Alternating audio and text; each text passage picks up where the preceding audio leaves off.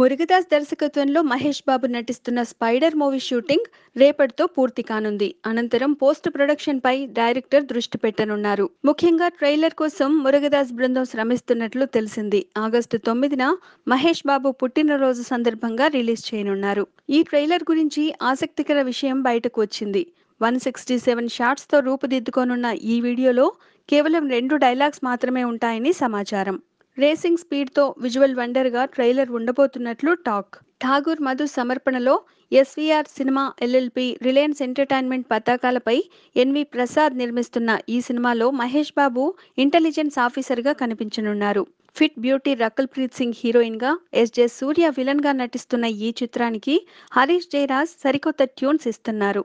ట్రైలర్కి అదిరిపోయే background score ఇచ్చే పనిలో బిజీగా ఉన్నారు. తెలుగు, తమిళ భాషల్లో ఒకేసారి ట్రైలర్ రిలీజ్ చేయనున్నారు.